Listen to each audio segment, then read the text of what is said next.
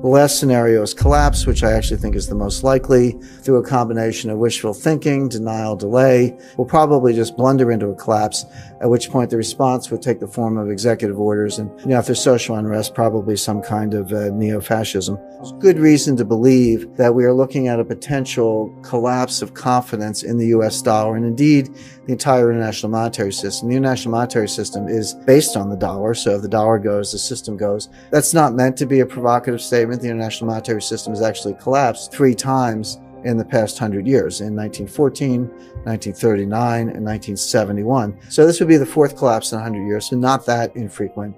And when the monetary system collapses, it's not the end of the world. We don't all go live in caves with canned goods and all that. What happens is the major trading and financial powers get together, they sit down, and they recut the deal, what's called the rules of the game. So what I want to think about a little bit is, since we can see the collapse coming, is what are the new rules of the game? What would the international monetary system of the future look like as a result of a sort of a new Bretton Woods style conference in the face of a collapse? And I've got 4 scenarios here: multiple reserve currencies, SDRs, gold, and collapse, followed by something worse. So imagine a world where the dollar goes below 50%, maybe it's 45 or 40%. The euro comes up, the Australian dollar and Canadian dollar were just recently admitted by the IMF as official reserve currencies, so they have a larger role. And we end up in the situation where, you got a whole bunch of reserve currencies. I call it the kumbaya solution. We all just get along. This won't work. This is unstable because there is no anchor. There's no gold, there's no dollars. So instead of one central bank behaving badly, you'd have 5 or 6 or 7 behaving badly. I think this would exacerbate rather than mitigate the currency wars. The next one, this is the one preferred by the elites. When I say elites, it's not a deep, dark conspiracy. Finance ministers, treasury secretaries, academics, central bankers, other policymakers. This is the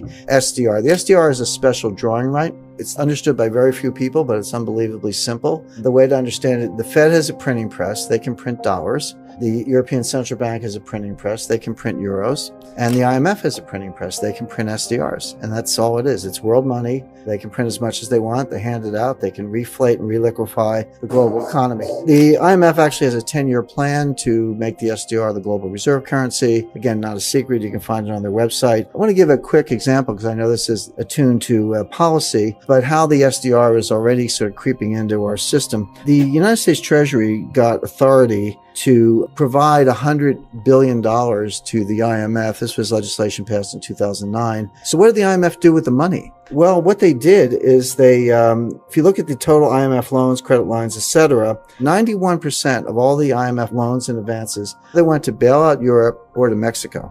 Only 9% went to the rest of the world. I leave it to you to decide whether the president was entirely candid with the Congress when he said this is primarily for developing and emerging market economies. You don't see Korea, Indonesia, India, Brazil, Thailand, Malaysia. You don't see those countries getting more than 9% of the IMF money. This money basically went to bail out Europe. So that's another thing where, again, I think the American people were a little more aware. They might raise a few questions.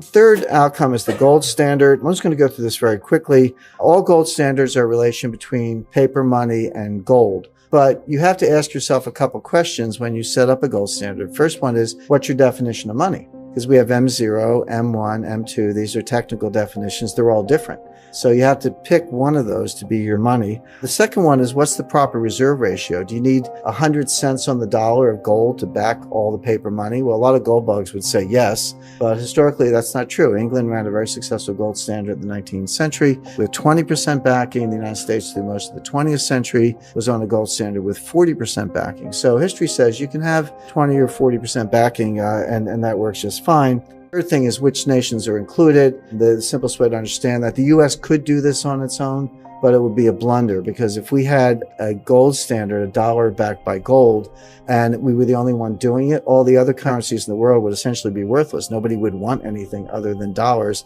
which would be extremely deflationary because the other currencies would not be desirable, and it would repeat the blunder Winston Churchill made in 1925. So I want to look at with those criteria, look at actually where the gold is. If you take the 17 members of the European monetary system, those who back the euro, they have 10,000 tons. The United States has 8,000 tons. tons. The IMF has about 3,000 tons. You see China, Switzerland, it kind of tails off after that. So the good news for the US and Europe is we still have all the gold, and I think we will have the largest voice by far if there is a new International Monetary Conference, with one footnote, which is China is non-transparent. So that China bar, that 1,000 tons, is probably closer to 4,000 tons. We'll probably learn that a year from now when they update their figures. So China has bought themselves a very big seat at the table. So the first one, global money, global M1, 40% backing, that's about $7,000 an ounce. In other words, that's what the price of gold would have to be to support the money supply without deflation. So it's the non-deflationary implied price of gold. Global money supply, global M2 with 100% backing is $44,000 an ounce. The last scenario is collapse, which I actually think is the most likely through a combination of wishful thinking, denial, delay, misapprehension of the statistical properties of risk, and bad policy.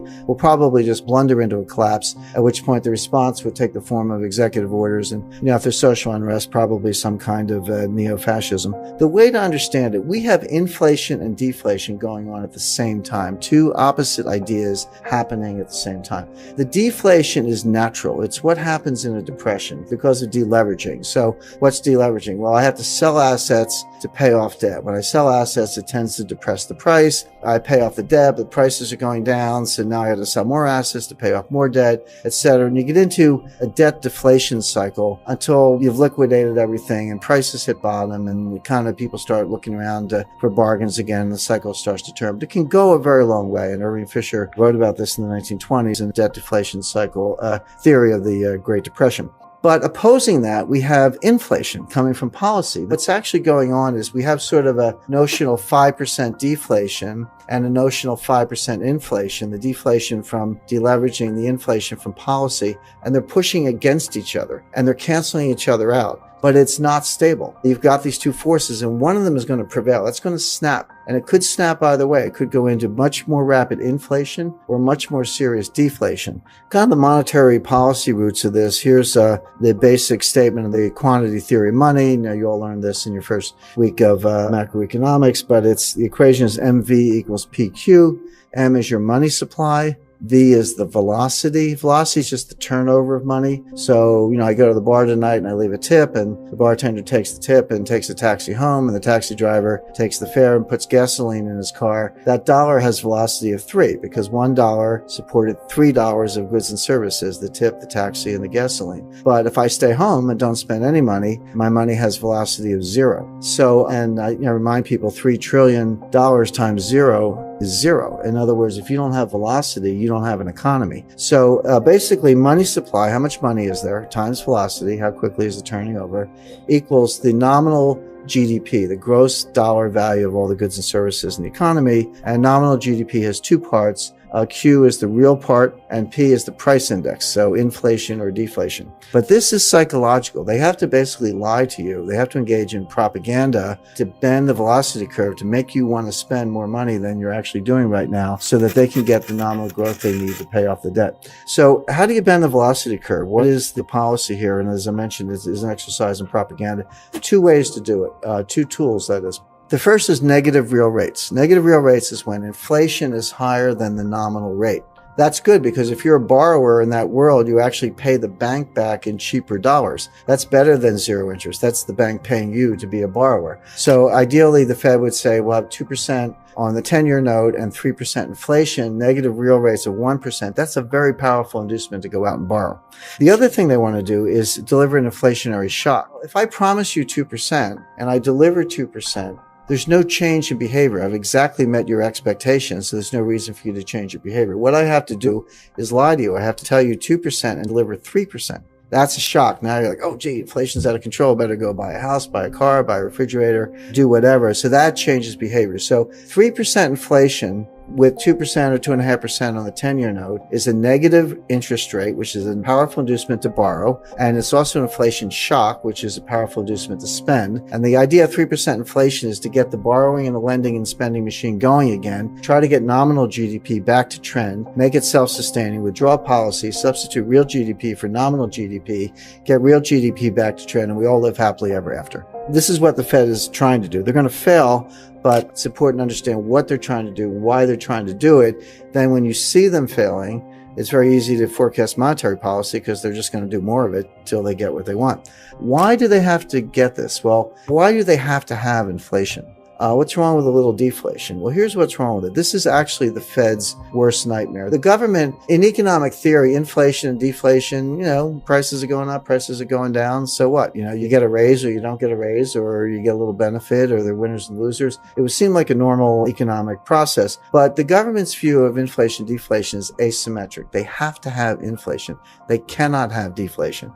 They can't tax it. So imagine you make $100,000 a year, and your boss gives you a $10,000 raise and prices are constant. Okay, so you just had a $10,000 increase in your real standard of living. You got $10,000 more and prices are the same. Except what happens? Well, the government comes along and takes half. They take $5,000 and you get the other $5,000. But imagine an opposite case. You're making $100,000 a year. You don't get a raise, but prices drop 10%. Well, you had the same $10,000 increase in your standard of living. Your salary didn't go up at all, but the price of everything you buy went down, so you're better off. Except that now you get to keep the whole $10,000 because the government doesn't know how to tax deflation. So deflation can increase the real standard of living of the American people, but the government won't allow it because they can't tax it. It destroys tax revenues.